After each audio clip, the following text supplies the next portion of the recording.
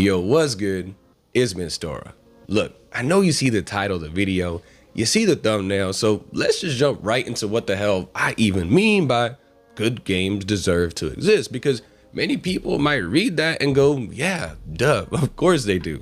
What I'm trying to say is that it's okay for games to simply be good, to just or only be good. Throughout the recent years, as the culture, community, hobby, lifestyle, form of media, whatever you want to call it, known as video games or gaming, has exploded in popularity, I've noticed a pretty big difference increasingly often when it comes to how I view certain games compared to how the general gaming public seemingly does. Or at least it seems that way because of a small but very loud yet very negative and miserable group of gamers. The difference in viewpoint being that a given game which I consider worthy of putting many hours into, some solid fun and having many aspects to it worth appreciating or giving praise to, even if not necessarily mind-blowing or game of the year material, something that, you know, sits solidly within a 7 to 8 out of 10 range. That group just absolutely crucifies said game. I'm talking, they take offense to the fact that someone out there actually dared to enjoy some of those games and will go on these full-on tangents and attacks in comment sections against those that found fun with these titles, swearing up and down that their viewpoint of the game is absolute, despite all too often not even giving them a try themselves in order to form their own opinion on it. And that's specifically for games like Avowed, Dragon's Dogma 2, and Civilization 7, if I'm keeping it to just recent titles. Games that I'd call good, not great necessarily, especially not fantastic, just good. But with the caveat of them being pretty hard to recommend at their full $70 price tag sometimes. It just really depends. For some of them, I will play through it and say, you know, it feels more comfortable just as like an overall recommendation to tell people, hey, this is worth picking up for like $40 or whatever. Again, not full price. But for other games in this quote unquote good range, I do like to get precise if I actually thought it was worth full price for me, but understand it may not be so for others. And I'll probe a bit more. I'll say, hey, look, if you're a gamer similar to me who enjoys XYZ in their games or maybe liked XYZ other titles, then you may still find the game worth it at full price like I did. Again, these titles may require a bit of nuance when recommending them, but that doesn't make them outright bad. Such games do ultimately have flaws, more than you'd see in the best that gaming has to offer, like Baldur's Gate 3, you know, Resident Evil 4 Remake, and Elden Ring. Sometimes the flaws in these good games might even be substantial ones, but the parts that they get right lead me to thinking that the product overall, they were good. Again, just not fantastic or amazing. Not even must plays, but still good, to the point where it wouldn't really feel right, you know, for the game, the group of games I just mentioned, that trio that I initially mentioned, it just wouldn't feel right to call them outright bad or even mediocre. To me, that's what separates these good games from ones that are outright bad. It's those qualities that are worth giving praise to. They end up being factors that do ultimately outweigh the game's shortcomings, even though sometimes substantial shortcomings that excellent games tend not to have, either by quality, quantity, or sometimes both. Truly bad games, ones that aren't worth the time or effort, may have a few good aspects to them, don't get me wrong, but they end up having way more issues than positives, which sadly just gets in the way of having any kind of pleasant experience. That's the difference, folks. And I think that the biggest divide with all that, at least for this phenomenon surrounding this difference of opinion in said games, is that due to the current way games are advertised and hyped up, as well as just the sheer number of amazing, critically acclaimed games we do end up getting per year, is that the group of gamers I mentioned, that small group, end up with this all or nothing mentality.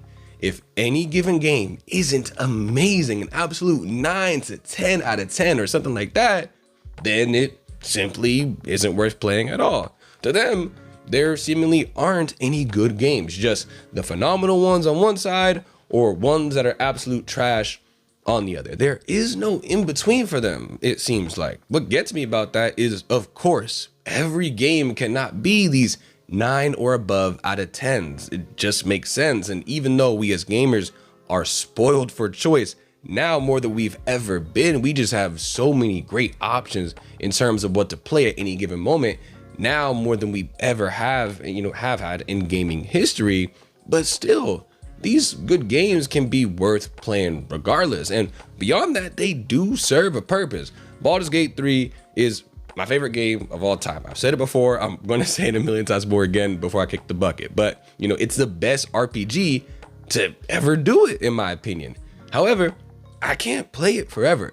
I've played it over and over with various mods for a solid few months at release. I've got over 1,200 hours of playtime with the damn thing, but eventually I'm going to want to move on and play something else. It's just the nature of being a gamer.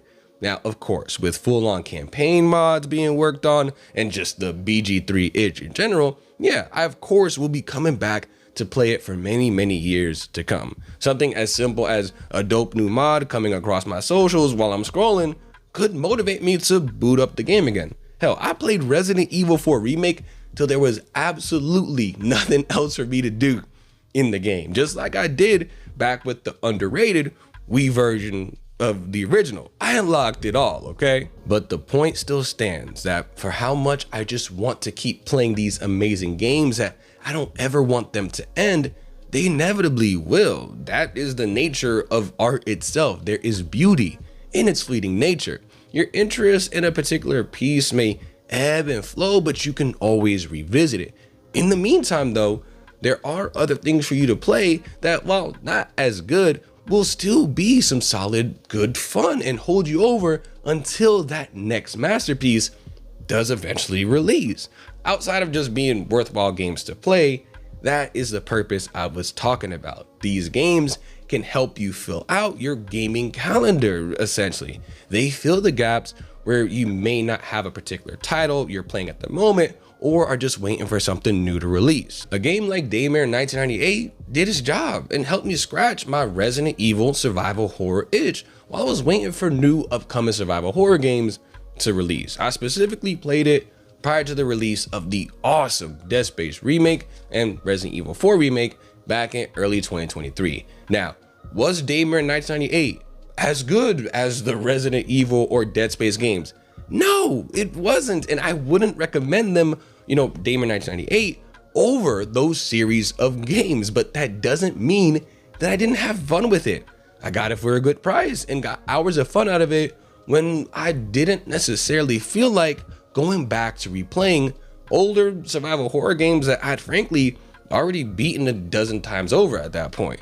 It gave me something new to play while I was waiting for other games to drop, and I'm grateful to Daymare 1998 for helping me scratch an itch during a time where I was just fiending for a new survival horror experience. I mean, it definitely had a few rough patches, chiefly among them was the voice acting. It was bad for sure, but its innovations on the survival horror inventory system with magazine management, the scares it did manage to get out of me, and more, far ended up outshining its bad spots. It's a similar story for other games as well, even within the survival horror genre, like Heaven Dust 2 and Crow Country. Real quick though, I do feel the need to clarify that I'm not trying to say that AAA games are just outright superior to indie or AA games, and are these mainstay titles being the only ones worthy of waiting for their release. I'm not trying to say that, all AA or indies are relegated to being these in-between titles while we wait for AAA games. Tormented Souls and Signalis can box it out with the best that survival horror has to offer, and Lies of P being a title that I do think kind of sits somewhere in between AAA and AA. These are kind of confusing classifications, in that regard, but Lies of P, it is in my top favorite Souls games of all time. And yes, you did hear me right. I said Souls games on purpose, not Souls-like. it was that great to me that it can punch up there with FromSoft in my opinion. But yeah, I just wanted to make that real quick distinction that an 8 out of 10 isn't all a AA or indie game can hope to achieve, as I feel like someone could kind of infer that from some of what I said. Back to the main topic of the video. And look, I'm not saying that you have to agree with me on how I rate these games. If you didn't like Avowed at all, or you simply thought something like the Callisto Protocol is not for you, that's cool. No video game truly caters to or is for everyone. As much as I love BG3, there exists an entire section of gamers out there who are just never going to try it, even if they're RPG fans, despite how beloved it is and successful it was, because they just don't have fun with turn-based combat. And hey, it is what it is. I will say though, that commenting on a game being good or bad, like essentially rating the entire thing or speaking on its quality as a whole without having played it, just makes you look dumb and is one of the major issues I have with the negativity surrounding these good games. For example, Biomutant, it looked pretty bad to me, okay? What I saw of the game kept me from purchasing it. I just considered that it wasn't for me. But the thing is, you would never, ever catch me online blasting the opinion out there that me personally, think it's a bad game, as I haven't played it. So how can I know what the hell I'm even talking about? There's also talk lately of how these kinds of games are lowering the bar, which is just nonsense, okay? Just plain and simple. Throughout gaming's history, there has always been titles at the top in general, or just of a given generation of games. Those that push gaming forward, that sell like crazy and get tons of critical acclaim. The ones that, even if they released some time ago, you still see on the best games of all times list, in various places, either as a whole or within certain genres. At no point has a 7.5 or 8 out of 10 regarded game ever held those other amazing titles back. Avowed being just good is not gonna make Larian put any less effort into their next big RPGs. I promise you, it just is not gonna happen. There's been plenty of games that I've played which I wouldn't put in my top 5 games of that year or anything even, but I don't consider my time with them time that was wasted.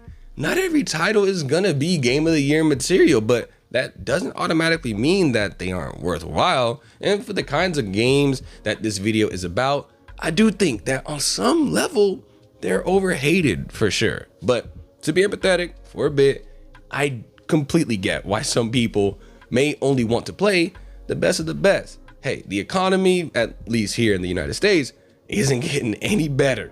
I get that people are protective of their limited money and free time. I'm in the same boat. I myself am not rich, nor do I have tons of free time. If you're gonna spend 70 bucks on a game, you potentially want it to be one that you have an amazing time with, not necessarily always being satisfied with just a good experience. It makes sense. That's part of the reason why for my upcoming Avowed review, that in my script, I make it very clear that the game is worth full price to me based on how much I enjoyed its positive aspects, the parts of the game that are excellent in my opinion, or at the very least, enjoyable. I wrote that if how I speak about those positives resonates with you, then hey, you should give the game a try, even if that means at full price potentially. And if the negatives I highlight seem extremely off-putting, then it just isn't a game for you, which again is fine. However, I do think that the uptick in very high quality free-to-play games, even if some have predatory monetization, has caused our expectations to balloon up at least a bit, and potentially more than that. For AAA devs, I will never say, you will never catch me saying that you shouldn't have high expectations. They have insane amounts of money to throw at their projects. It's just that sometimes for these AAA games, they end up meeting the expectations and being fun for some people and not others. Such is simply the way of art. Not every game is as universally beloved as, like, let's say the Metal Gear Solid series, for example. that's how we end up with some titles having a mixed reception. But when talking about expectations, we shouldn't expect smaller teams and studios to produce stuff on that same scale.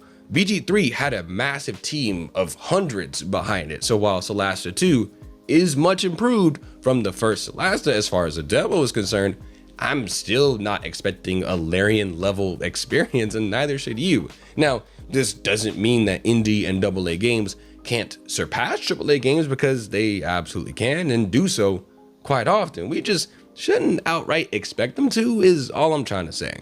Another facet of this discussion is that I feel like gamers, or again, the group in question, just is not extending grace to the dev teams that are deserving of it when their games aren't received as being outright amazing. To me, a great example of this is the dev behind the Callisto Protocol, Strike and Distance Studios. Now, say what you want about that game, whether you loved it, hate it, really, I don't care. But one thing I think we can mostly all agree on is that it had potential for sure. Plenty of aspects in the game were phenomenal, such as its graphics, gunplay, voice acting, sound design, and art direction. All dope, all very well done. Considering also that this was the team's first game, I'll say they really didn't do a bad job at all, and I'd wish that everyone would have just been a bit kind to them due to the game's negative reception, but also just how it got torn to shreds online, large part from people who didn't even play the thing. That's the kind of context I feel people don't think about hard enough before they go and post comments speaking on the state and quality of these games. I was hopeful that given the lessons they could have learned from the Callisto Protocol's shortcomings according to reviews and public opinion, and some time, that they definitely could make an awesome sequel. The Callisto Protocol 2 is a game I'd love to see, but because a good game committed the crime, the sin of being just good, it got a massive amount of hate and ultimately underperformed in the sales department, which I do think is the reason that, the team behind the game, Strike and Distance Studios, has suffered not one, but 2 rounds of layoffs. So who knows if the studio will ever get the chance to improve upon themselves.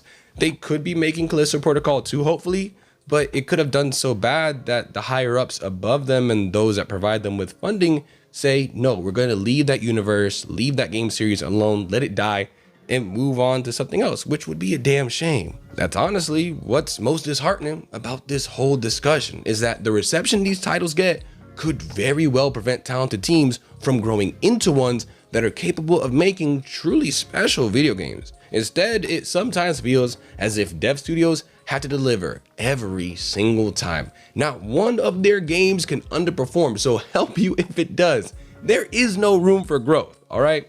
If they fail once, layoffs are coming their way more than likely. I say all of this, by the way, not to be overly negative in all doom and gloom. I say it to point out that I would love to see a shift in the industry and community. I'm aware that the majority of gamers who like or even love the games they buy don't make any kind of public comment on it.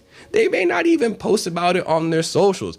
They might only talk privately with their friends about how much they enjoyed it, and that's the extent of it. Similar to how when you go to a restaurant, if you get good or even excellent service, you might thank the server, sure, but you don't say go out of your way to grab a manager and talk to them about how awesome that server was. Or you don't go out of your way to leave just a little bit extra on the tip, right? At least not most of the time when it happens. Let's be real, there's no shame in that. That's what I think most people would do.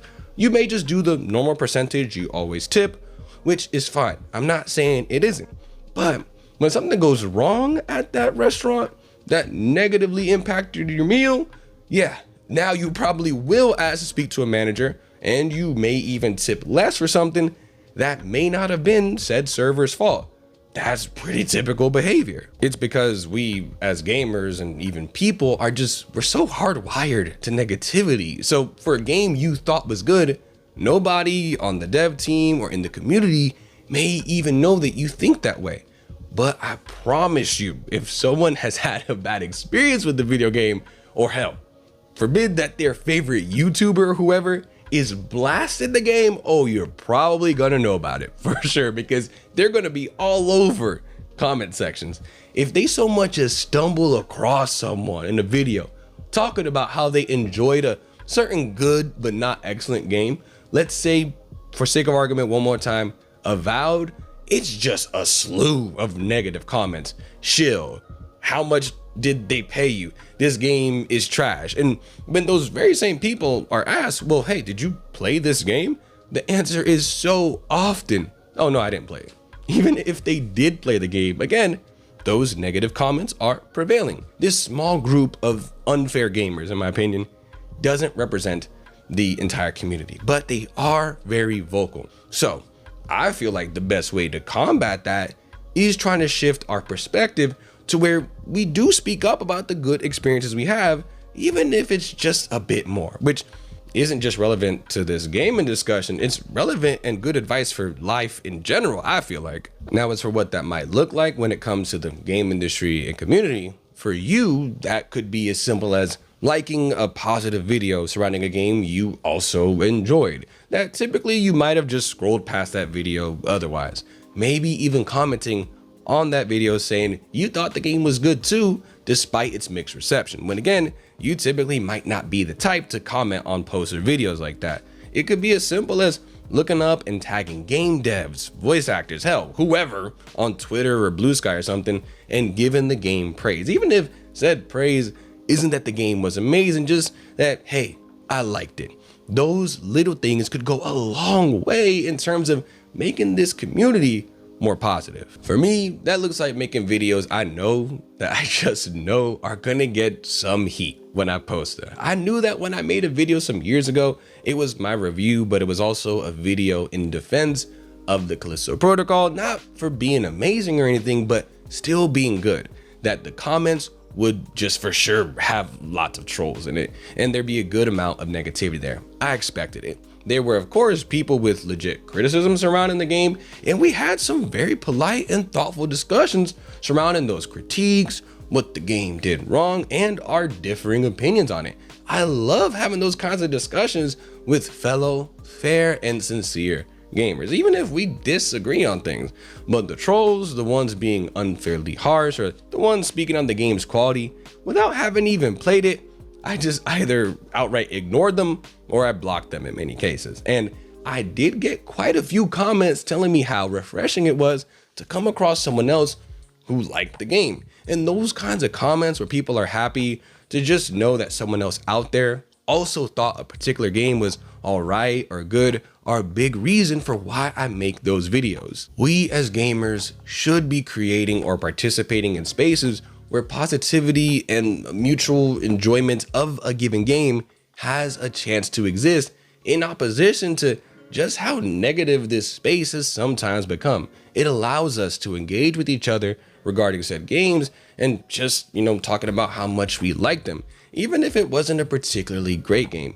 It's fun to share how much you enjoy a given piece of art or media. I love talking with my volleyball friends about what anime we like or what video games we're currently playing. Conversely, it can feel kind of bad when you just can't find those positive spaces and you end up potentially feeling isolated, as if you're the only one who likes said game. Because let's face it, negativity in today's social media landscape, it just sells, okay? It gets mad views. For any game that has a mixed reception, you are far more likely to see recommended videos on your feed talking about how bad the game is, more than you are to see videos from creators talking about how much they liked it.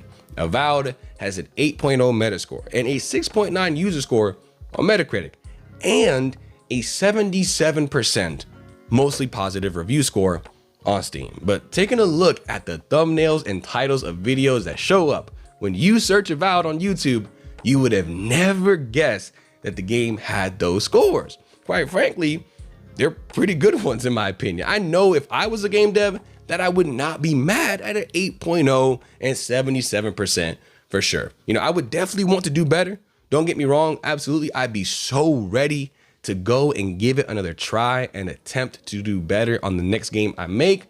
But I can honestly say I still wouldn't be upset at those kinds of scores. These are the kinds of things that I feel will help get the message across that good games deserve to exist, that they have a place and value within this community and industry. Not every game can be a masterpiece, and that's okay. It doesn't mean that they still aren't a good time to be had. Thank you all so much for making it this far in the video. My name is Mistora, and be sure to leave your thoughts in the comments regarding any games you thought were good recently, but maybe didn't get the love that you think they deserved. As always, I'll catch you on the next one. Be easy.